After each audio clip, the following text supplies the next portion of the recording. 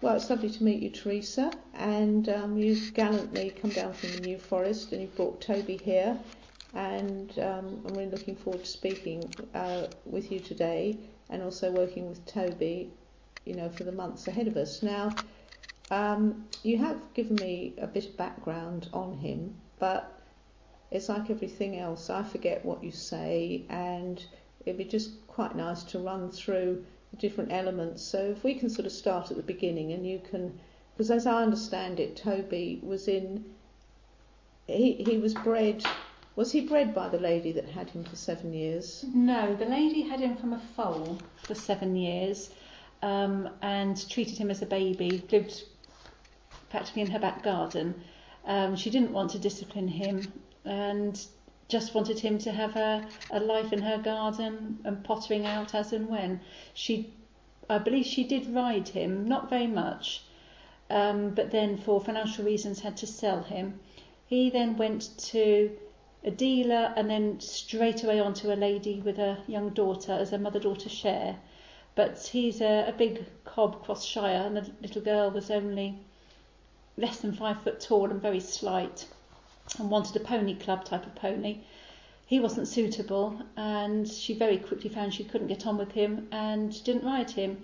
So then he stayed in a livery yard for a year doing nothing, occasionally going out, before the mother decided it was time to sell him. Sent him to a trainer who had him for a couple of months and trained him very quickly, put him in a dressage test and sold him via her website as a ready-made, anyone can ride, totally safe horse, and that's where I saw him and bought him. Oh, right, okay. So the lady that had him from a foal for 7 years and wanted to just keep him as a sort of a pet, did she break him herself, do you know? I don't know. I've been able to find very little information back. I could actually find a way of finding her phone number.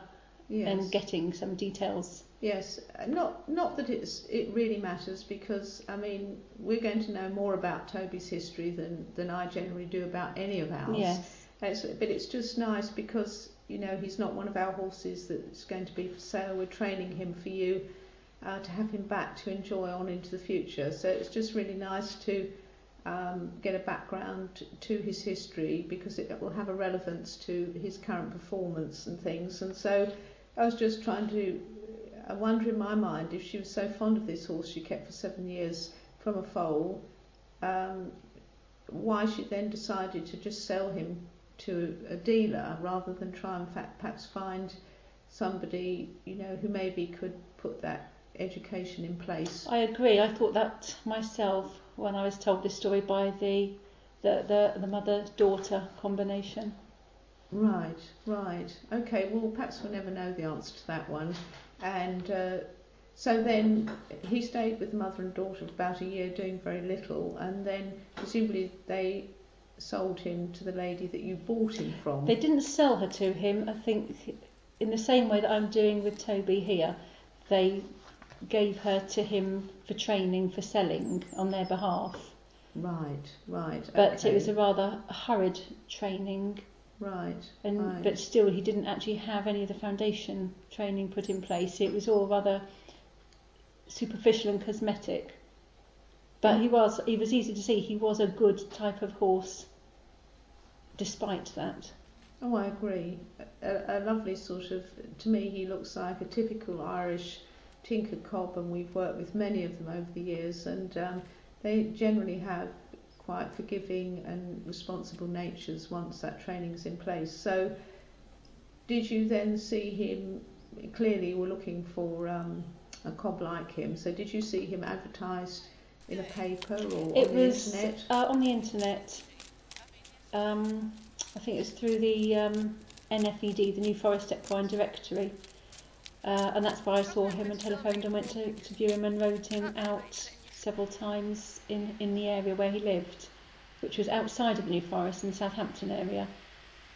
Okay, so you didn't just go and look at him and ride him for 40 minutes in a school and make a decision. You actually rode him several times. Yes. over more than one day then. Yes. So you came back and, well, it'd be interesting for you to share with us your thoughts with Toby. I mean, as what qualities did he have that made you make the decision to buy him?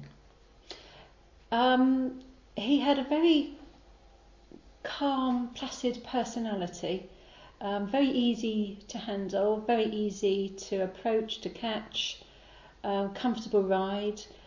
Admittedly, the riding was in his comfort zone. It was in what he'd obviously done all his training in, which was lanes, because there wasn't any off-road riding available. And he was excellent with all the traffic, no matter how heavy the traffic, no matter how close it passed to your legs, didn't flinch. Horse and cart went past, it didn't bother him either.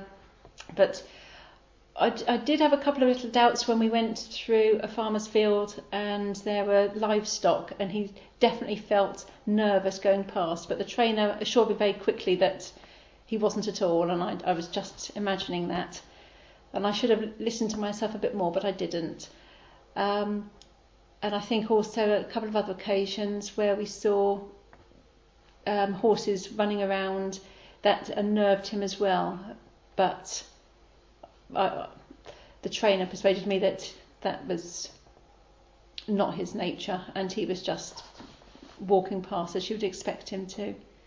When he arrived at the New Forest, however, he came straight off the trailer, and I walked him in hand around the estate where the horses are kept, and there was a field of cattle, and he was extremely upset to see the cattle, and that was the first time I'd seen his nature where when something upsets him, he just doesn't see the person leading him.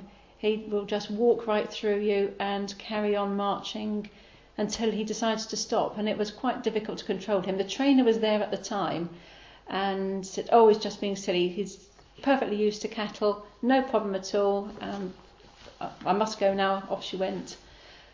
I started to ride him out, and again, he was a good horse to ride out, but he was on pins the whole time, looking at the loose ponies, the cows, the space, just the general atmosphere. The atmosphere of the New Forest obviously has a different feel for a horse than walking around lanes does.